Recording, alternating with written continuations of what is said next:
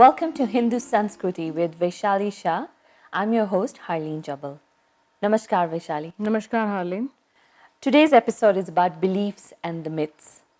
Let's begin with what's known as the Aryan invasion theory. Aryan invasion theory is the biggest blunder of the scholars of that time. When we go through this theory, even as a layman or a common man, and we understand the concept of people migrated from one place to another place, it sounds so humbug. First of all, the one who propagated this theory, Lord Macaulay in Europe, was given hefty amount of money to distort the history of India. Okay. By introducing such rubbish theory, by saying that you are inferior to us, by saying that the way we have come to this land, you also have come from outside to this land. So we have a natural right to rule over you and loot you. Okay. The whole purpose of creating this theory was to, of course, sabotage India, suppress Indian people, loot India, and also show it to the world as if we have no knowledge and they can overpower us with any rubbish theory. So then, when he was doing this research, he took samples of very few people who must have migrated from Afghanistan or other places to India. But there was small minuscule tribe who must have come to India for various reasons. For example, Afghanistan was attacked by Mughals 1000 years back, and till then it was a Hindu nation, and many of them fled to India. First they came to Kashmir and then they came to Gujarat. So yes, there was some sort of migration, but that doesn't mean that there was no people living in India that time. Like for example, we have absolutely no route of migration or no route of coming from anywhere in the world. You were already there. We were already there. So then this whole theory came up, and they started propagating, saying that we came from Middle East. Someone said we came from Arabian countries. Then one scholar even dared to say that we came from Africa, which is very surprising, but because there was hardly any life in Africa 200, 300 years back, except few tribes who were already there in this region. So that way, they coined this theory of Aryan invasion, that there is a superior race called Aryan, which was living outside India somewhere, and they migrated through Indus Valley civilization. They came to India. They threw the locals, who are Dravidians, to down south. Then they came up with different forms of agriculture. They came up with the theory of Veda. They came up with the temple worshipping or idol worshipping, and that is how they imposed themselves onto the locals. It is really very funny that even while propagating, he did not even think once that all our scriptures have got description of this land so much, because we have the description of rivers which existed only in India. We have description of mountains which are there only in the north side. We have description of 3 oceans. So the southern part of India is surrounded by 3 oceans. Then we have various description of the places in the scriptures. So that means our scriptures got developed here. We are the Aryan race, original Aryan race. We always lived in India. We never came back from other continent or other country. There was a migration of few races into India from other countries, but because they were invaded. For example, we do have people from Persia, Parsi people, Zoroastrian people, but that doesn't mean that there was no one living here out here. Yes. So the whole theory was coined to convert people out here. Then they used this to even in history books. Then it got introduced in our science books, and then it all became as if that we are the outsiders and we are some different Aryan race and we are the one who is oppressing others. And then that is how they created this divide of north and south by saying that Dravidians went into the south. It is very unfortunate that though many Indian scholars are aware about it, our scriptures are the best reference to prove the point. We are still not able to portray it and discard the theory completely out of our books. At least it should be removed from Indian history. It should be removed from Indian sciences where they have said that they brought those things to India. And it's time that we counter this argument, we put them in place and say that finally we will believe what is written in our scriptures and not those imposed theories done by Europeans. So, who were the Dravidians? The Dravid word itself never existed in any scriptures. Okay. This word was coined by people to identify some people, saying that these people were already existing and Aryans came and they threw them to the down south. So, the southern part of India is for Dravidians, which is not true. Similarly, they coined the word called Dalit. So, this Dalit word never existed in our society till 100 years back. Because British wanted to create this divide and rule, they gave this word and they called them as inferior and the lower, and they exploited them. Similarly, Aryan invasion theory was used to exploit these people, to create this divide of north and south and create more rift and suppression. So, let's talk about in the Sanatan Dharma, do you have superstitions? Do you believe in them? And if you have them, what is their significance? This is again has been introduced over the period of time by people out of fear. Okay. Because till the time you have knowledge, you don't fear unknown. But the moment the knowledge is not there, you start fearing anything and everything. So that is how lots and lots of superstition came into our society, into our customs, into our lifestyle, wherein we started believing that if we don't do certain things, we will be put into hell, or our lives will not be as good as others, or will go to narc, or will not prosper. For example, वो बिल्ली का रास्ता काटना, it has nothing to do with your bad luck or good luck. If you don't want to believe, you can avoid believing it. And if you are strong, do you think a small cat make any difference to your life? Of course not. So there were many superstitions, and even today's time, people do nasty thing of killing the child or killing the animal, giving away their children to people, or do some really worse thing which we can't imagine only because of that superstition. There are many committees which is working on it, but it's still not enough. We need to work on it more. Then, do you believe in black magic? Well, it is yes and no both. In a way that yes, there is negative energy which exists, but it works on those people who are negative, who are not strong, who are not positive, who are doubting themselves a lot, who are not emotionally strong. If your determination is strong, that yes, I want to do this and I will do this, those negative energy will not work on you. Yes, I know India was known for it for many years, and British exploited saying that people believe in these things and all, but it was a very small section of the society which must have practiced and believed. But the larger section of the society, being very religious and God loving, they never believed in this. So, does the Sanatan Dharma believe in premonition? Premonition is an individual thing, it has nothing to do with religion, and there are many human beings on this earth who are gifted with that, could be Hindu, not Hindu, anybody.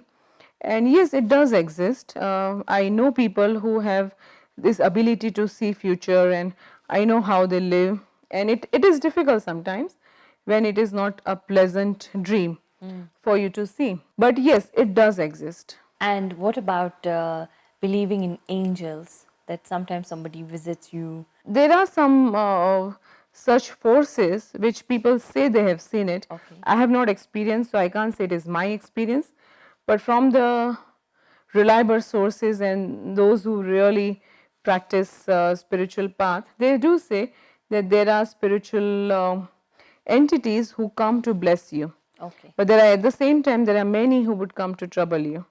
But again, as I said, it depends on your capacity to receive good or bad thing. And what about intuition? Well, all of us are born with intuition. Okay. Someone has stronger and someone has little less stronger intuition. But yes, intuition is something, it is a call which is coming from within for you to do something or not to do something. So if you want to progress in your life, you must listen to your heart or to your soul and the voice which is coming from within when it is asking you to do something or not asking you to do something. Then, if we look at, we are living in a universe, it has planets, and there's been talk about aliens or other life. Does the Sanatan Dharam believe there is life on another planet, maybe? Yes, I have seen many archaeological sites where you can see a flying object being drawn there. Okay. The concept of alien was there in scriptures for many thousands of years. Okay. We also believe that like this particular planetary system what we have, there are thousands of other planetary systems, solar systems where the life do exist. So there are people, there are different lok where people do exist in the much superior form than what we are, because we live in a nark lok or mrityu lok, because here people do die. So it is called mrityu lok.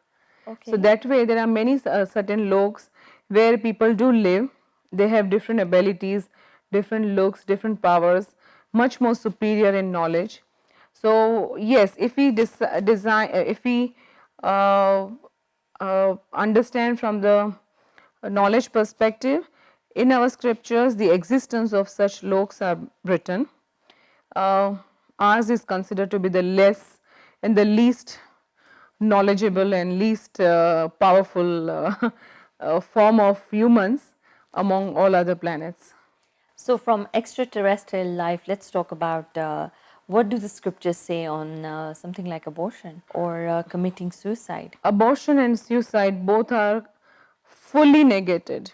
Okay. It says that if you commit suicide in one life, you will have to do it for 7 lives, because your life is the gift of the nature. You are not born because you wanted to get birth. You are born because nature wanted you to come into existence. Okay. You have not decided, your parents, your circumstances, your surroundings, your luck factor, nothing. It's being given to you according to your karma, according to your inclination, interest, and what you deserve. So you're not supposed to end that life and think of another life for better reasons. Similarly, abortion is not allowed, because abortion means that the life has already come. It's already there. Even if it is in a small form, the consciousness is already there. So you have no right to either kill or to give different direction to the soul which is coming to you. So abortion has got plenty of sins, and if you do it, you suffer not in one life, you suffer for many lives. So it's definitely not allowed. So, do the scriptures believe in consciousness? Yes, of course. There is a consciousness among all of us. I mean, life in a plant, life in an animal, life in humans. There is some life in everything. So, as per Jainism, they have described the life in the plant has got less power compared to the life or the consciousness which is there in the human body. So, the difference between soul and the life consciousness is the soul exists only in human body, and of course there is an animal body as well, because you elevate from amoeba to other species to animal kingdom, and then you become a human. So after 84 lakh फेरा जो बोलते हैं, that करके you become a human form. Human form is your last journey. Okay. And the reason being given, the reason why the human form is given to you is so that you liberate this soul from this cycle of all this what you have gone through before and go back to the God. So, as a humans, we are supposed to be praying to the God, being into the consciousness of that He is the superior, serving Him, or doing bhakti, or chanting His name, or doing something which pleases Him.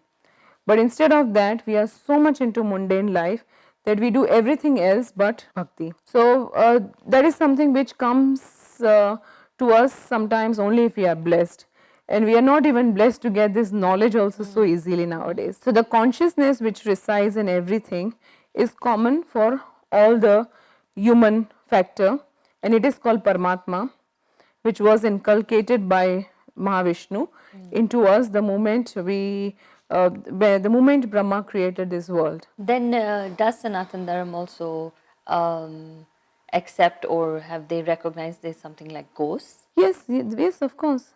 There are ghosts and there are various other types of demons which were always there. Okay. In fact, when Brahma ji asked Shiv to create world, all the ghosts and demons and all those things, because he was in a Rudra Swarup and he could not think of a beautiful human forms. So he created them. But then they all are under the control of Shiv.